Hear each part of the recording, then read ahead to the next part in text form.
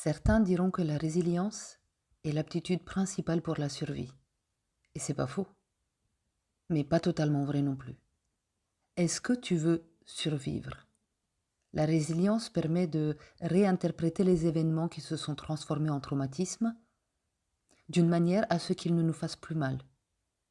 La résilience, ainsi qu'un environnement favorable et un rééquilibrage du système nerveux autonome, nous permet de revivre.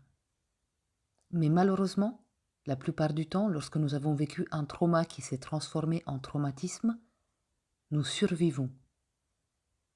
C'est-à-dire que nous traversons la vie en mode presque zombie. On pourrait parler d'aliénation, une des caractéristiques du traumatisme.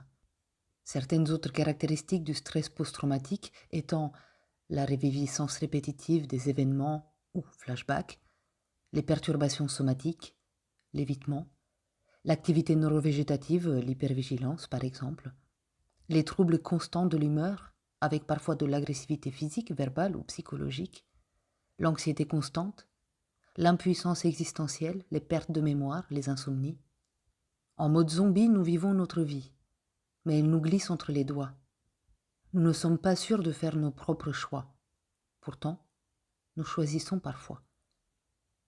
Esther Perel nous parle des rescapés des camps de concentration. Après la libération, certaines personnes n'étaient pas mortes et certaines étaient revenues à la vie. Nous pouvons parler de résilience dans les deux cas. Ces personnes avaient vécu des événements terribles et elles étaient encore debout. Mais qu'est-ce que ça veut dire, debout? Un zombie aussi marche debout. Les personnes résilientes qui continuent leur vie ne sont pas mortes. Si c'est de la résilience, à quoi sert-elle? Le mode survie, où simplement les besoins primaires physiologiques sont satisfaits, est-ce de la vie? Ne plus sourire, ne plus aimer, ne plus ressentir des émotions ou s'émerveiller de la vie, somatiser, vivre dans l'anxiété ou l'hypervigilance, s'isoler ou tout éviter, est-ce vivre? Certes, suite à un trauma, on ne meurt ou on ne se suicide peut-être pas. Mais revivons-nous? Boris Cyrulnik, le célèbre neuropsychiatre, à l'origine de cette notion, la résilience, nous l'a définie comme la capacité de prendre un nouveau départ différent. Toute la nuance est dans le mot « différent ». Nous prenons tous les jours de nouveaux chemins. Nous vivons une nouvelle journée, mais la plupart du temps, nous avons les mêmes pensées, croyances, actions, réactions. Nous quittons une relation et nous commençons une nouvelle en y ramenant nos problématiques, nos chaussettes sales. C'est notre ex le problème, évidemment. C'est lui qui a ou n'a pas. Nous commençons de nouvelles amitiés en faisant exactement la même chose que dans celles qui se sont cassées, perdues, délitées avec le temps, car ce n'est pas de notre faute. Nous cherchons un nouveau travail car c'est notre patron, le connard ou la connasse. Et nous guerroyons tous les jours. Nous sommes de bonnes et de bons guerriers et guerrières. Ça, il n'y a pas de doute.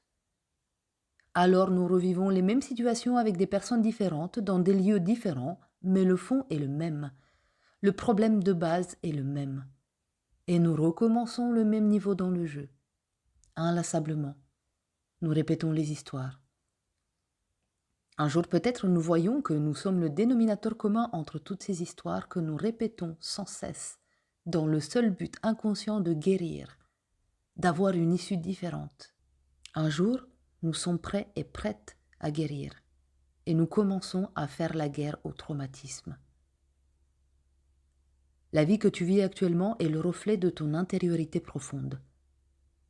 Elle ne correspond pas à la réflexion que tu t'en fais, à l'idée que tu as sur papier de la vie que tu veux vivre. Tu penses vouloir être en couple. Tu cherches désespérément depuis des années la personne faite pour toi et tu ne la trouves pas. Peut-être que ta réalité intérieure ne veut pas que tu la trouves. Ton cerveau, oui, mais tu n'es pas que ton cerveau. Tout ton être ne veut peut-être pas trouver cette personne. Pourquoi? Tu veux un métier en particulier, tu te bats depuis des années et tu n'y arrives pas. Peut-être que tu le veux juste avec ton cerveau. Mais pourquoi? Pour qui? Est-ce que tout ton être veut ce métier? Tu penses prendre soin de toi depuis longtemps en faisant je ne sais pas quel type d'activité, mais les résultats ne te satisfont pas? Pourquoi est-ce que ton cerveau te fait ça? Et les exemples peuvent être nombreux. Et si tu changeais certains paramètres dans ta vie? Et si tu décidais de prendre un nouveau départ différent cette fois-ci? Peut-être avec une aide différente, des actions, des pensées, des croyances différentes. Arrête de combattre la vie pour survivre.